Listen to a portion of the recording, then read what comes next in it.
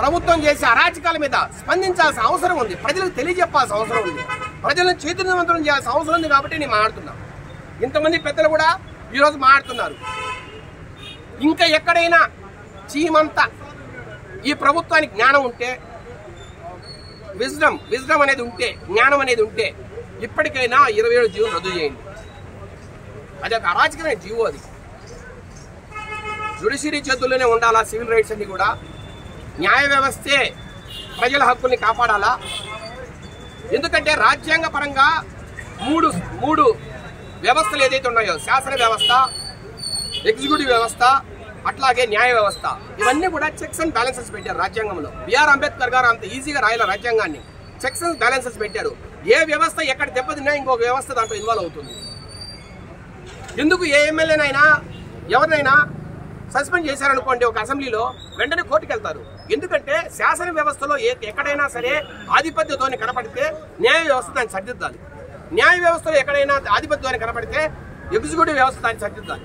అట్లా అన్నిటినీ కూడా ఒక స్టేజ్లో పెట్టి అన్ని కూడా ఒక ప్లాట్ఫామ్ మీదకి వచ్చి చెక్స్ అండ్ బ్యాలెన్సెస్ అన్ని పూర్తిగా కంట్రోల్ చేసే విధంగా దీన్ని రాజ్యాంగం రూపొందించిన క్రమంలో న్యాయ వ్యవస్థను దెబ్బకొట్టే విధంగా ఏ వ్యక్తి ప్రవర్తించినా అది డాక్టర్ బిఆర్ అంబేద్కర్ ఆశయాలకు అగైనెస్టే, వ్యతిరేకమే.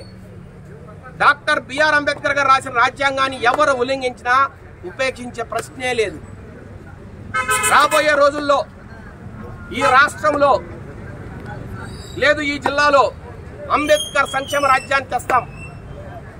బడుగు బలహీన వర్గాలకు, నిమ్న వర్గాలకు సమాన అవకాశాలు కల్పించే విధంగా పోరాడతామని కూడా ఈ సందర్భంగా మీ అందరికీ తెలియజేస్తూ, దానికి సంబంధించి ప్రజా సంఘాలను, కుల సంఘాలను అందరినీ కూడా చైతన్యవంతం చేసి రాబోయే ఎలక్షన్లలో పూర్తిగా ఈ ప్రభుత్వానికి బుద్ధి చెప్పే విధంగా పోరాడతామని మరొక్కసారి ఈ ప్రభుత్వాన్ని హెచ్చరిస్తూ, ఇప్పటికైనా 27వ జీవో రద్దు చేయండి, ప్రజలకు మేలు చేయండి అని ఇక్కడి నుంచి మీకు ఒక్కసారి వేడుకుంటూ, లేకపోతే 2024 ఏప్రిల్లో జరిగిన సార్వత్రిక ఎన్నికల్లో మిమ్మల్ని చిత్తుగా ఓడిస్తారని హెచ్చరిస్తూ సెలవు తీసుకుంటున్నాం. మీ మేడా విజయశేఖర్ రెడ్డి, రాజంపేట.